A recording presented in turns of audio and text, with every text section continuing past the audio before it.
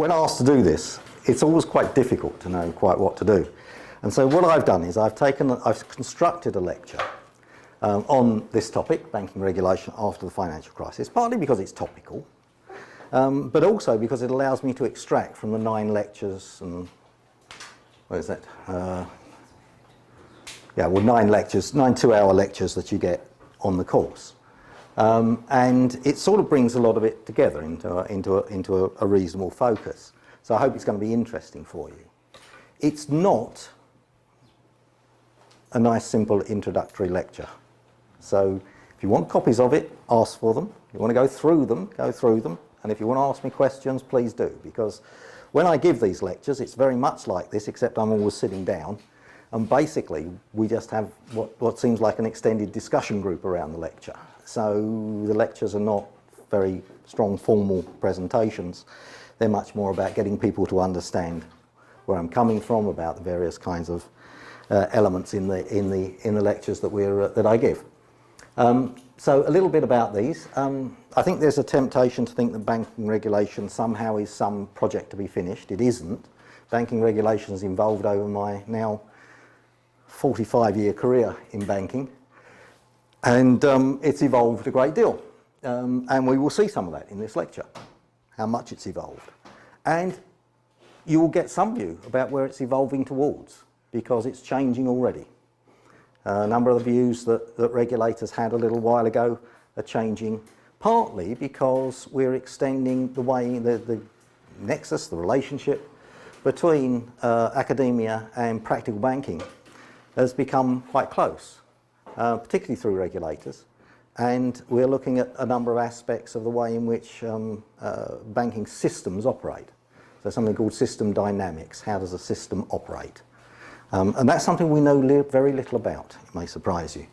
But the approach taken by me on this part of the course, because you've got banking, central banking and money, the banking bit, is a very practical course. Okay?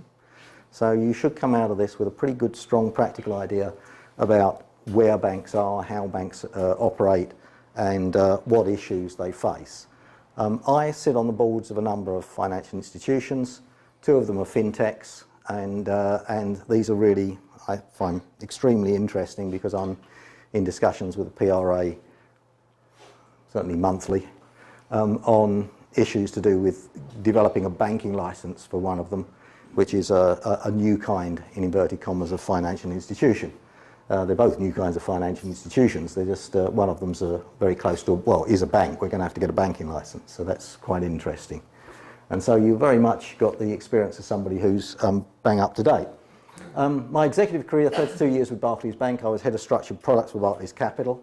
That's the guys who do a lot of the very exotic derivatives, and indeed there wasn't one before I invented it. And then I became treasurer of the retail banking operations of the group across the world. I retired from Barclays and joined the Global Association of Risk Professionals, where I implemented the banking training. In fact, I wrote the banking training programs for Indonesia and China and then implemented them. And I sat on the board of a number of financial institutions. So that's a bit about me. I don't think you can give sort of a summation, as I say, of 18 hours of lectures but I find this subject, or this particular take on what happened after Lehman's, how did regulation change, I think gives you a reasonable insight into the whole aspect of banking itself. And obviously the course goes into a lot more detail. It's always been a process of safeguarding the interests of the stakeholders. And originally, oddly enough, well, not oddly enough, but today we come very much from the perspective of depositors. That wasn't where a lot of it started out. It very much started out as protection for shareholders. Because as banks evolved from private institutions, where they were owned by their partners, looking rather more like a Deloitte or a KPMG today, to joint stock companies, the big issue was actually, how do we protect shareholders? Because banks are a bit of a black box. And the original thought was that this would come through, oh, what's happened there? This would come through accounting regulation. That proved actually to be a bit of a blind alley, I have to say. And it soon proved the case that we actually needed some kind of somebody else to set standards.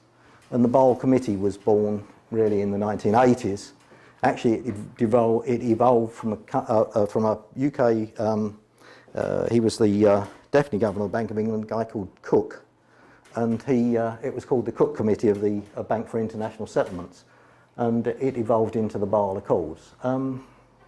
It later evolved into Basel, and we've now on the 4th iteration. Well, we're now officially on the 3rd iteration of it, but in the industry it's known as the 4th iteration, because if you look at the 3rd iteration, it's one of those things that looks a bit like your Microsoft program between 1980 odd and today. It's like the Mark 1 was pretty crude and today it's very different. So the Mark 3 version evolved very much and is known by a lot of people as Basel 4, though the regulators get very upset if you say that to them. And they've shifted a lot from a relatively simple set of rules to something that's supposedly very risk sensitive. Risk in itself is going to be a big issue on the course when I'm giving the lectures, because the whole development of risk sensitivity, but the whole concept of risk, is something which is under constant change. Risk is an interesting idea. When I first had to introduce value at risk to the dealing room, I had to give a lecture, discussion to the board on what value at risk was. And I remember coming out of the board and asking the deputy chairman, and I wasn't the treasurer then, I was relatively junior, but I was the guy putting VAR into the dealing room. And I asked the deputy chairman how I got on, and he said, "Oh, we want to thank you. We're very pleased we've got people like you these days in this institution, etc." And I said, "Yes, but did they understand it?" And he said, "No, I think you lost them when you used the word distribution." You wouldn't do that today, okay? You would not do that today. And indeed, you need to be very aware as a risk manager or head of risk, if you're presenting to a board, that some of the boards these days have got some pretty heavy brain power in both the industry and in theory. So you need to be a bit careful. Yeah. So basically, the original Basel Accord really just wanted to make banks help ensure they had sufficient capital. To level the playing field was actually probably the biggest single issue in front of them, because the Japanese banks had entered the euro markets, i.e. they were beginning to lend to big companies like BP, Shell, etc., who wanted to develop oil fields in the North Sea or wherever they wanted to go, whatever they're doing. The big mining companies were growing up. And they used to go to the banks for what were called syndicated loans. These were loans which were done by a group of banks. And these syndicated loans, the Japanese banks worked to a completely different set of capital rules to the rest of the industry. So they were working to very much, Japan had not at this stage had any kind of crisis for a very long time. And banks were had very, very small capital ratios. So the Basel Committee was originally, to be honest with you, more to do with how do we level this playing field and ensure that everybody has more or less the same amount of capital, the same relationship of capital to lending. And so they introduced a very simple set of risk weights. Now, what's a risk weight? I say that a loan to you as an individual will be weighted at 1. So that means 8% capital. So it's always 1 equals 8%. So if I say, oh, you look like a much better institution than that guy over there, you're a semi-government or whatever, or you're a mortgage, we'll weight it at 0.5. So that means 4% of capital. Yeah. So very simple lookup table and a very short one. It wasn't very long at all.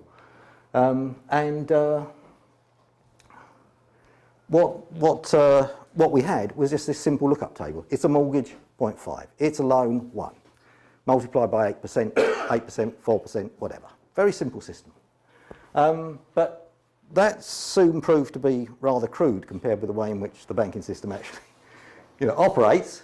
And very soon we brought in, particularly for markets, something called the Market Risk Amendment, which was how should we look when we have traded assets, bonds in particular, also equities to some extent, but bonds really. And how do they trade, and how do we know the risk of a traded asset? And that was the first look that the markets get of models. How do we model an asset such that we can somehow determine what its price should be, or what its risk profile is? And we will go into all those models. We'll go into some of them anyway, and the main ones on the lecture, but not on this lecture, on a standard set of lectures. But And this new regulation called Basel II was into 3 parts, and this is still used extensively throughout the world. So a lot of the world is still on Basel II. Okay? We had a first pillar, which is really we had market risk now, and we had credit risk, so lending to you and markets, how do they operate. So we put the third one in, which is operational risk. What goes wrong in your back office operations? How come somebody ends up with the wrong contract? How come something goes wrong here? Some of the cash machines aren't working. How come all these operational things happen? So they started to look at operational risk. And that was added to Pillar 1. Pillar 1 is a capital ratio. So we're going to give you X amount of capital for X amount of risk. So you tell us how much market risk you've got, you have that amount of capital. Tell us how much credit risk you've got, that amount of capital. Operational risk, that amount of capital. That's a calculation, and they're all simple lookup tables. So remember this concept about a lookup table. You just look up what you're doing and go across and go, mortgage, half, weighted half. Personal loan, weighted 1. Simple lookup table. You get that for operational risk, you get it for market risk. Simple lookup tables. But we began to see the development of models, because what they began to say was, well, the banks are telling us that actually they're much more sophisticated than this, and they can actually model all of this stuff. They don't need a simple lookup table, so they can get to a much more complex model. And the regulators began to open up to that. And you get Pillar 2, which was basically a supervisory review process. So we've got all these lookup tables, and that gives us an amount of capital, but we want another process alongside it, which is we want to know just how good we think you are at managing this business. Yeah? And we will judge that. So the supervisors have a Pillar 2, which is a supervisory review process. We look at your business, we come into it. I was quite used to the regulators coming in and doing audits of bank's treasury.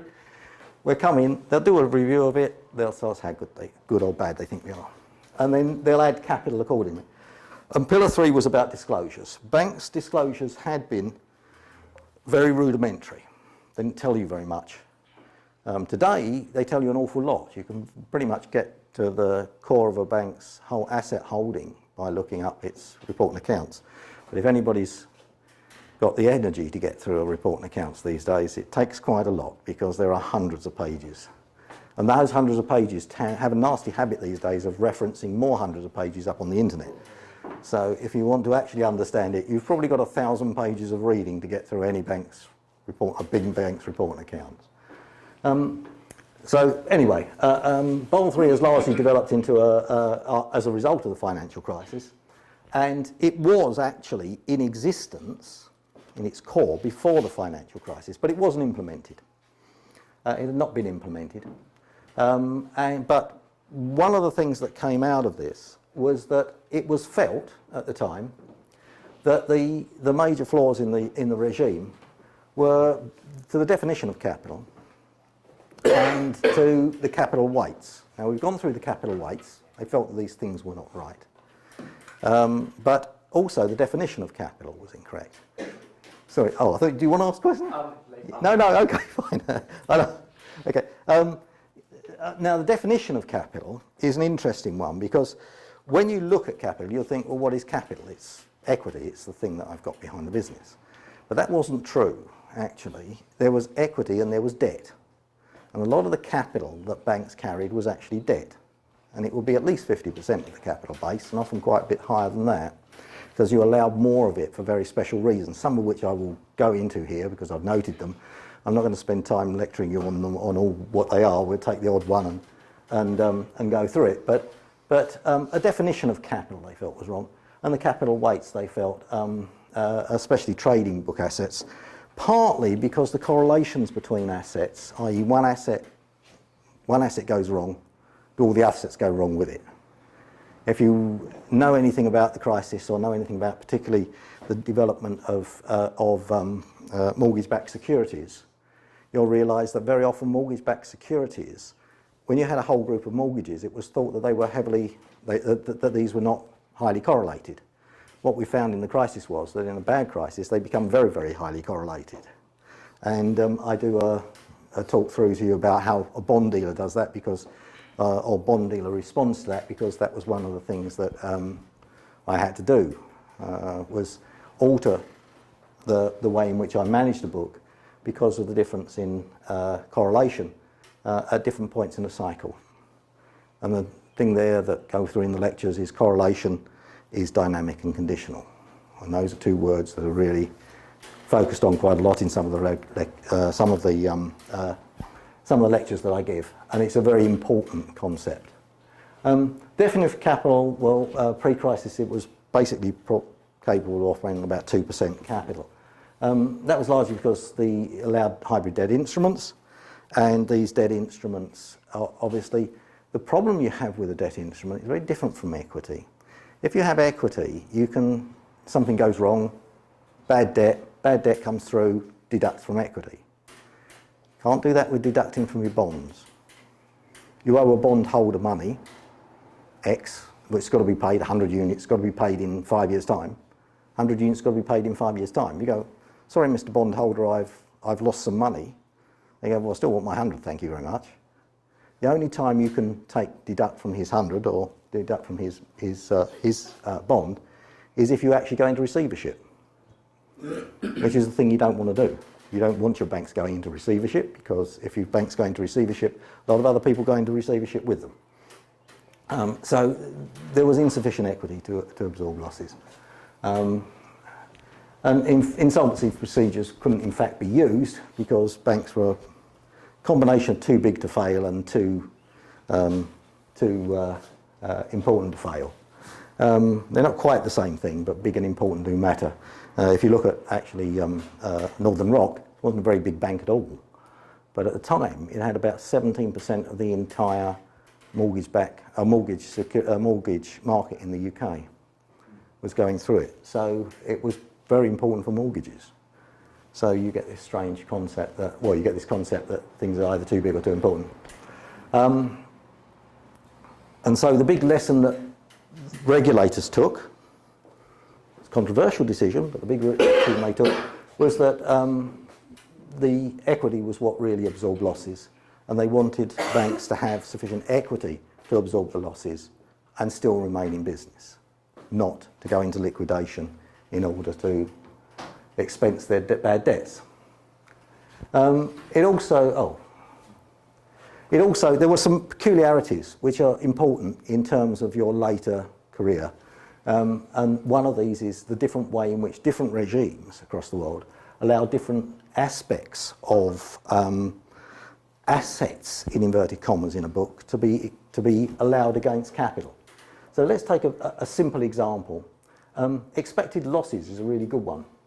Many years ago, because it's going to recur, many years ago, banks used to make general provisions. And these were allowed under accounting standards.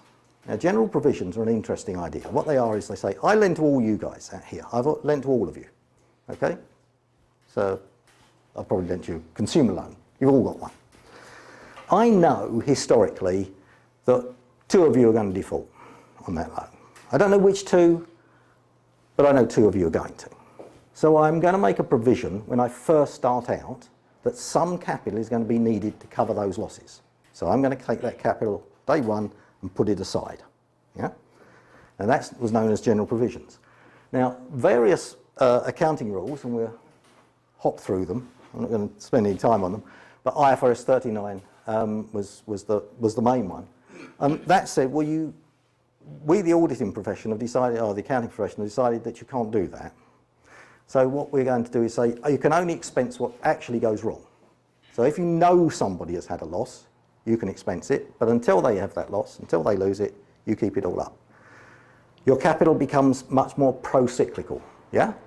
Because losses are kind of cyclical. When the economy turns down, more of you can't afford to pay your Barclays card off, yeah? Yeah, very simple. So economies and bad debts are cyclical. You make it more pro-cyclical because you haven't got this reserve against those losses. So your capital either gets very badly hit or you've got too much capital.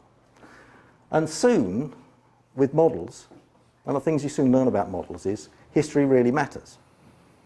If it isn't captured in the history, so when you get long business cycles, as we've been tending to get these days, 10 years, 20 years, it's actually about 17 years, I think, between downturns, then what you get is the data falls out the back. So you think you're doing very well because you haven't got that many bad losses. They're in the data that's fallen out the back of the model, or the model's collection of data. So what you end up with is too little capital again. But these things do hit common equity, and the accounting rules have to some extent changed, but the Basel regulations forced banks anyway to cover these sort of losses, losses or potential losses in their capital structure, the new rules. So I don't think we should, deferred tax assets we'll go into another time. I don't want to teach an accounting course here. But you know, what we got is IFRS 39, which, as I say, was the standard which banks were working to then, which meant that they couldn't capture these sort of general provision. And then that fell away. After the crisis, it became very obvious that banks should hold some capital against that, and a new provision called IFRS 9 was brought in. But very confusingly, IFRS 9 is not quite the same as the Basel rules, so we have to do the computation twice. Capital weights wrong in trading book assets. We've done that. So basically you've got this concept that the floors, and this is the sort of scale of what's happened. Under Basel II, the regime, Pillar 1 minimum requirement was of the main UK banks amounted to 38 billion. If you take the latest rules and work them through, it's 271 billion. That's the scale of the change. I have to say a scale I find somewhat worrying, because I'm not sure it was that far out, but it is truly huge. Stress testing is something that you probably read about in the papers occasionally. If you're interested in banking at all, you've probably learned quite a lot about, or you've probably heard about stress testing. And stress testing is a very good example of how you practically try to address a problem that you know is there, theoretically, but you can't really put your hand on.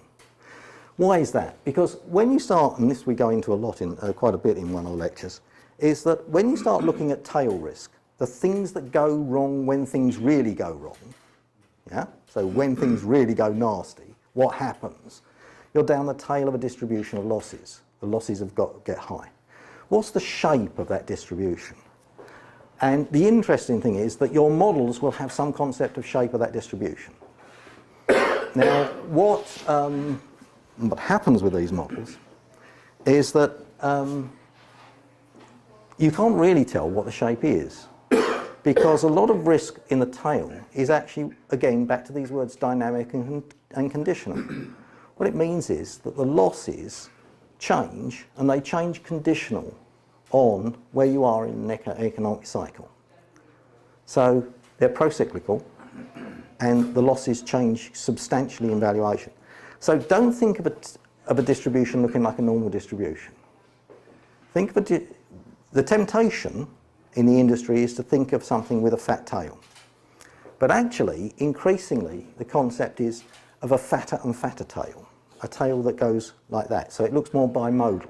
Bimodal distribution that looks like a barbell.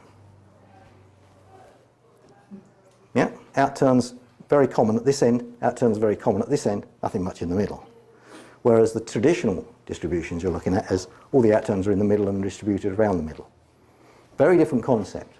Now, stress testing is there to try and address that, because what stress testing does is say, we can't know the shape of the distribution, and taking to your board in particular, board of a bank, concepts in statistics around how you deal with dynamic and conditional correlation is extremely difficult, and I've tried it. So one of the things that we do is we stress test. We will give you a scenario and you will tell us what happens to the bank in that scenario. Yeah? So here's the scenario, tell us what happens. That's stress testing. And that is the way in which we now compute capital. So we don't compute capital based on an average outturn. We look at capital based on a stress test. And sorry, I've gone the wrong way. Well, scenario analysis is very much the same sort of, and the scenarios is what stories do you develop to tell you about the tail? How are you going to develop because you, the bank, have to do some of this as well. The regulators will give you some of the scenarios they want, but you will have to you, as the board, have to set scenarios for your own bank. which you feel the bank will be sensitive to. So if you are Barclays Card, you will set scenarios around consumer lending. Yeah? If you're a corporate bank, you will set them around a company's borrowing. And one of the ways that, one of the things this allows them to do is to look at this important thing that again we look at in the lectures. What is the reaction function of the banks? Okay? How does a bank react? Because this is becoming more and more the next phase of regulation. They're getting more and more interested, not in you tell me just what happens, but when we see what happens, how do you react to it? Because your reaction function and the reaction function of all the other banks, if I can see it, starts to tell me something about the way in which the system operates. And back to that initial words we use, system dynamics, which is how does a system operate? If we can discover that in stress, we've moved regulation on, and some of the very latest work is taking us down that route. Resolution was an interesting, another problem. Basically, you couldn't resolve banks, and one of the things that, because they were too big to fail, but also one of the things you have with in this is the development of something called total loss absorbing capacity, or minimum own funds for eligible liabilities. Well, complicated wording there, but TLAC is basically capital that becomes into existence when you're going to go bust. Now that is an interesting idea, and basically it's a form of bonds that you sell to the market, and it's a bond with an option which the regulator holds usually, and that option is to force that bond to become equity under certain circumstances. And that's an option that the regulator holds, not you.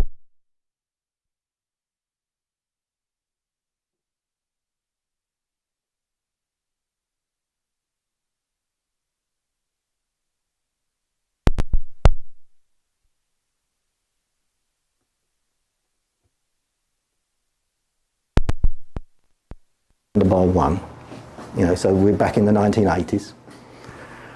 What would have happened, this happened to me a number of times, was if you got some bank that's going to go bust, you would get a phone call from the Bank of England, and you would trot into the bank. I'd carry the bag, and the chief executive would wander in there, and be told that they were going to acquire some bank. You're going to acquire this bank because it's going bust, please. And well, they didn't say please, actually. They said, you're going to acquire this bank because it's going bust. And we said, oh, OK, fine. How much is that going to cost, Mr. Treasurer? How do we do this? And basically, what happened was you would clear up the banking system by getting the big guys to get bigger. Because all they did was hoover up everybody else. And they, as they were too big to fail anyway, it didn't matter. But one of the problems you got with the change in the way in which regulators and the law has operated these days is that Countrywide had been doing some dodgy, illegal things, really. I mean, it really was illegal, but they were doing some very dodgy things, and there was an awful lot of misbooking of loans, shall we say. There was a lot of errors were being made. Anyway, they ended up with massive fines of hundreds of millions of dollars, and because Bank of America had acquired Countrywide as a going concern. It was still Countrywide, they just bought it. They had to pay all that money out. The shareholders were not happy. Liquidity coverage ratio is basically about cash flow. It basically says, tell me 30 days of cash in and 30 days of cash out. Cash in always has to be bigger than cash out. If it isn't, you have to hold government bonds for the difference. So because the government bonds, the central bank, will always make a market in. The central bank is always lender of last resort as far as government bonds are concerned. So it will always make you a price and give you a good price on government bonds. When you think about it, I mean, if you get a pound note out or a government bond, what's the difference? They're both liabilities of the government. There's a difference in time, but they're not liabilities of the government. So central banks will always make a market in them and give you the money for them. And then you get this, this is about what constitutes the assets that you could hold. And it's a bit more than just government bonds, but I don't want to go into the technicalities of it. We can go through that if you come here. And then there's the whole thing about level 2 assets. Again, one of the interesting things here, and I think more interesting than reading this, is actually that it illustrates this difference between European and American banks. The American banks took one look at the redrafted Basel III and thought, what the hell's going on? We don't hold government bonds. We hold lots and lots of mortgage-backed securities. We hold lots of student loans. We hold all these securities. And because we can't treat them as liquid, we've got entirely liquid balance sheets. We're going to get done. and so it all had to be amended to take account of the fact that American banks don't look like European banks, but if you put them under the same regulation, you have to kind of create some parallels. This is about the way in which you look at different deposits that are part of the stable deposit system for LCR. Don't worry about that. That's how you calculate this 30 days in, 30 days out. And the net stable funding ratio was a generally similar concept. What that's doing is looking much more at the longer term. A lot of UK banks and indeed European banks, because you hold mortgages on the balance sheet, very long dated. They're going to mature in 20 years' time or whatever it is. You know, usually they get rolled over. So usually they get paid off before then because people move house and change mortgages at the same time. But they've got at least 7 years in them. And what you need to do is to make sure the long end of the balance sheet is also adequately funded. And I used to do that a rather different way. One of the things we will go into in the lectures is how banks used to do it. And then now, for regulatory purposes, they need to do it for net stable funding. But in practice, we also still have long schedules of how the different assets and liabilities will mature. So that's the net stable funding ratio. And that was the other change. And then the leverage ratio also came in, which was what happens. Remember that thing, dynamic conditional correlation? The way assets change in their relationship to one another. So you think this asset is being offset by this. I will give you the example. I'm sitting here holding two kinds of bonds. I'm holding government bonds in this hand and I'm holding corporate bonds in this hand. And I used to be a bond dealer, so that's what I used to do. Okay? And then the economy starts to go wrong. Things not looking too good. What happens? Well, the corporate bonds in particular start to fall in price, yeah? And rise in return because the economy is not looking so good. Where do people go? They traditionally go to government bonds because the government will always pay out, yeah? Because the government can print money, so in the end it can always pay out. So what's the relationship between these two books? Well, one's a hedge for the other. They're negatively correlated. This one goes up, that one goes down. This one goes down, that one goes up. Yeah? So there's a hedge here. What happens past some point in a crash is that actually people go, not so sure the government can pay its debts. And we've seen that across a number of countries in Europe. What happens if they can't pay its debts? Suddenly both of these start acting together. They're going down together now. Where I had an offset, I've now got one very large position. That's the effects of dynamic conditional correlation. And it is very, very dramatic. And this is one of the things that was designed to get round some of that. It's far from adequate, but it's kind of a bit of a fill-in. Is to say, let's pretend there aren't any correlations. Let's just say they're all correlated to one another exactly the same. I just want to know what your assets are, okay, fellas? And I want to see how much capital you've got against how many assets you've got. Simple, okay? And that's another ratio which has now been imposed. And I think there's a lot of work to be done on dynamic conditional correlation, and a lot of work is going on in it, but there's a long way to go with that one. So there's a leverage ratio, but basically it's capital divided by exposure. And it has to stay above 3%. So that was the Basel reforms, but other reforms as well. Significant changes to operational risk regime. Remember I said about operational risk and all the things that can go wrong.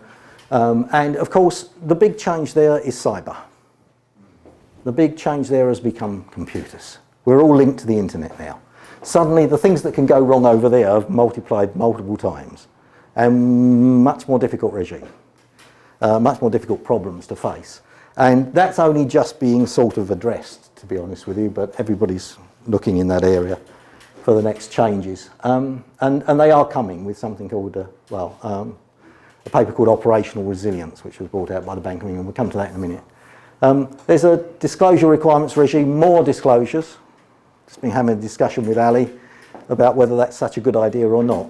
You know, how much do you disclose, how far do you disclose problems that may not exist? But anyway, revisions to large exposures regime and revisions to measures of risk. We used to use this value at risk. I'm sure you all heard of it. One of the lectures on the course is simply about value at risk. Quite simply about value at risk because it does go into expected shortfall. But what we now need to do is to look at when we're calibrating how much market risk we run. We used to calibrate it in mean variance. VAR is a mean variance. Mean variance. Yep. So here's the mean. Here's a distribution. Here's the mean. Here's the variance around it. Yeah. Mean variance regime. VAR is a mean variance measure.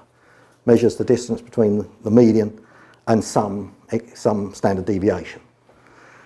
What we've moved to is something called expected shortfall, which is a statistical measure of just of the tail risk of a distribution. Assumes, of course, you know the tail risk of the distribution, but if you estimate one, you just estimate the tail risk. Expected shortfall is that measure. Multiplies the capital quite a lot, because you've gone out into the tail. Yeah? So this measure is going to give you a lot more capital than that measure did. So that's a change. IFRS 39 was replaced by IFRS 9. Which brings in expected credit loss. So that's another one that's been cleared up. There are various aspects of the regime which again we go into, but basically this means that you've got this thing looks more like a general provision. And always remember, accounting-based capital is actually one of the things I've tried to do here is to rebalance the look of the way in which the management of a bank looks at a bank. Because the board of a bank looks just as much at its accounting, if not more, than it does at its Basel ratios. Yeah? Because they're the ones that get published. They're the ones that go into your report and accounts. That's all accounting. Yeah? That's the one that your investors see. So banks, very concerned about that. Senior management certification regime, new regime, I'm under it. Basically this holds us much more responsible for the performance of the bank. You've seen things that are happening with the Barclays, or the guys at Barclays trying to be prosecuted by the government, or by the, and not really getting that far, to be honest with you. One of the things that this does is make senior management much more responsible for all sorts of things that can go wrong in a bank. Personally, I don't like the regime that much, but there you go, I'm under it. And data and cyber risk, which is where we're going now, and this concept of operational resilience, which came out very recently by the Bank of England. And this is the first time we've looked at security very much from an IT perspective, but I think it illustrates a lot more the way in which regulation may be going, the next step, because it asks not what you would do, not say how much capital you would have, say this goes wrong, what happens. What it's saying is not only say this goes wrong and say this happens, but what are you going to do about it? How do you react to it? And that's this concept of the next stage is about the reaction function, not just what goes wrong, but how do banks react to what goes wrong. And if I know how all these banks react to what goes wrong, I may get a better picture. It's not as simple as just adding them up, I would suggest, but I may get a better picture of what the structure of the banking system actually looks like and how it interacts with other parts of the system. And I have got one particular insight into system dynamics where we put two systems up on the board, and you will see, let's call one banking, one insurance, it's as good as anything else. We crash one of the nodes, one business, and nothing happens. And we draw two connections, other than that, and we draw two connections between the systems, and every single node of every system goes down. That's system dynamics. And that's something, again, we will be looking at. But I hope that's giving you some flavour of it. I thought I'd give you a real lecture, because I thought, you should know what you're facing. And it isn't simple. I'm not going to stand here and say this is, this is all full of simple concepts which anybody can get their head around. But when you do come out of it, believe me, you will understand how a bank works. And you will understand a lot of the issues that face banks today, if not all of them. So I hope you've got some questions for me. I'm sure Tim has. So, but yeah, no, please do. Yeah.